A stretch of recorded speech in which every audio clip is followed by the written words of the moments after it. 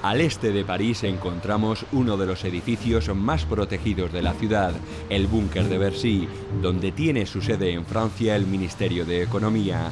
Aquí han preparado durante semanas los presupuestos del año que viene, calificados de históricos y sin precedentes. 30.000 millones de ajuste que hacen peligrar las 60 promesas de campaña de François Hollande, el presidente que llegó al Elíseo como la esperanza de cambio para la mayoría de los franceses y gran parte de Europa, y que 5 meses después pasa ya por sus primeras dificultades.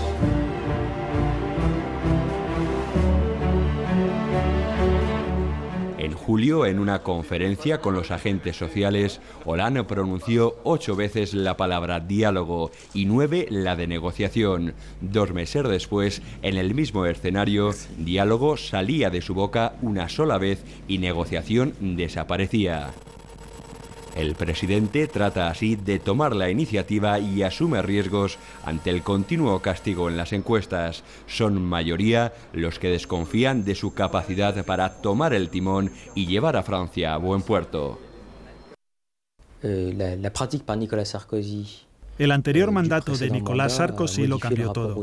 Hoy se espera que los responsables políticos, especialmente el presidente de la República y el primer ministro, se expresen de manera contundente y con mayor frecuencia que en los periodos de Jacques Chirac o François Mitterrand.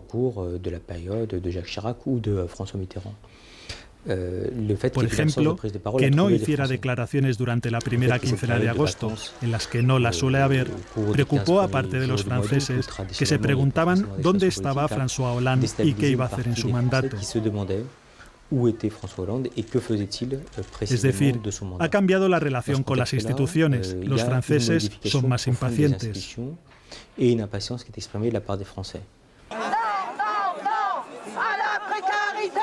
A finales de septiembre, decenas de miles de personas se manifestaban contra el Tratado Fiscal Europeo y las políticas de austeridad, entre ellos el Frente de Izquierdas, que pidió el voto para el candidato socialista. Tan solo 2 días antes se había presentado el primer presupuesto del gobierno Hollande, 10.000 millones de euros de ahorro en los gastos del Estado, sobre todo en defensa.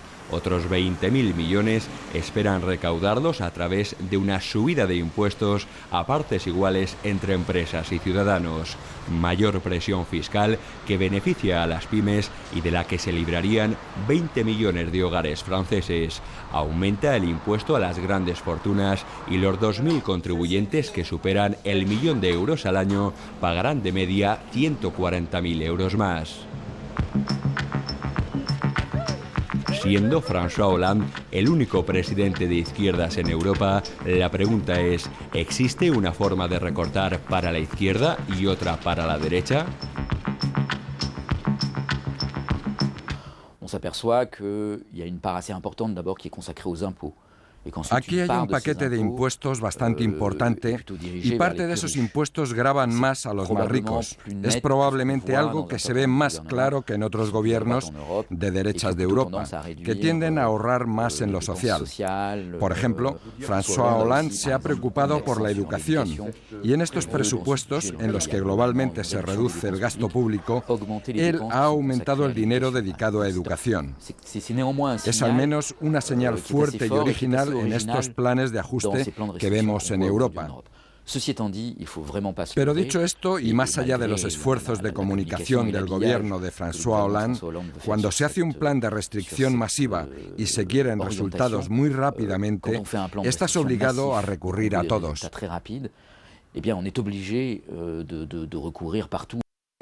En la diana, cumplir con ese objetivo adquirido por Sarkozy y retomado por Hollande de reducir el déficit hasta el 3% a finales del 2013.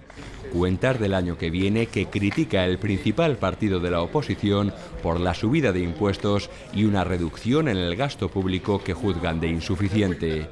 Informe Semanal ha hablado con los grupos mayoritarios en la Asamblea Nacional.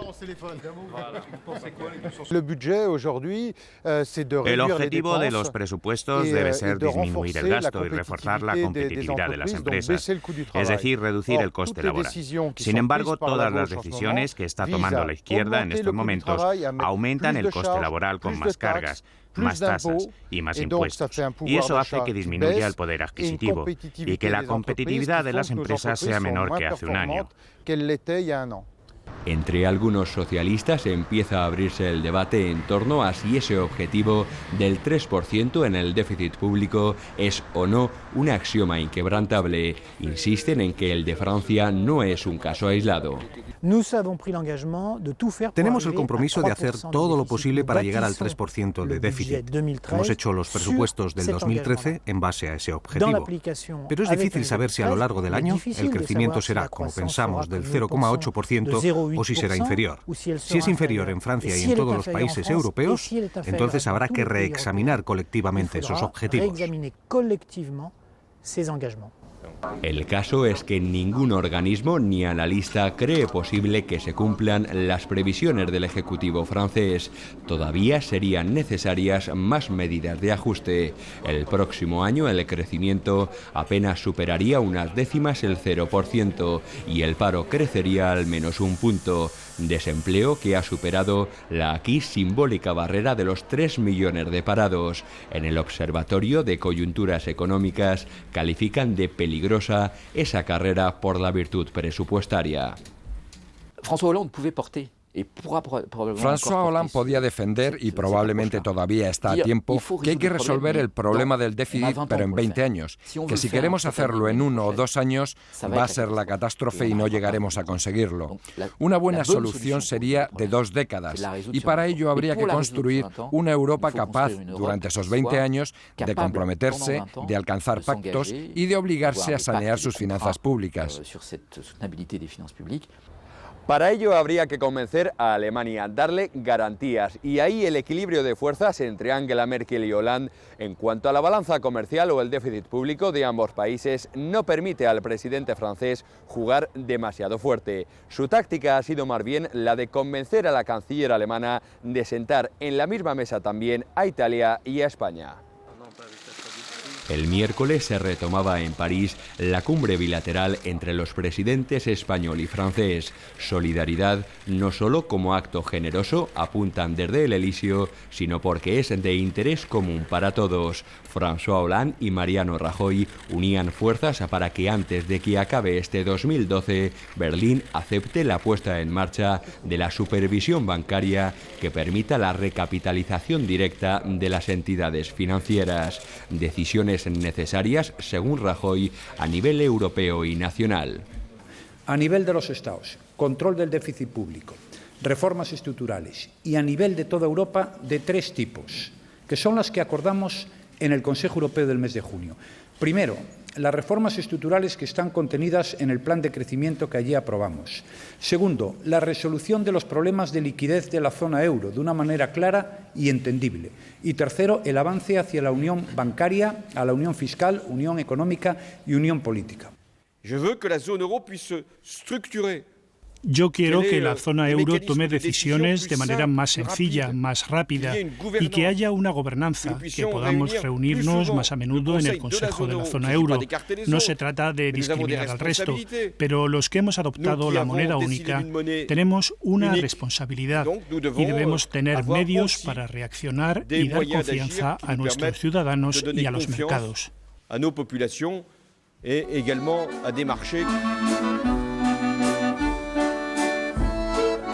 Entre los proyectos anunciados por el gobierno de Hollande, un aumento de los impuestos a la cerveza.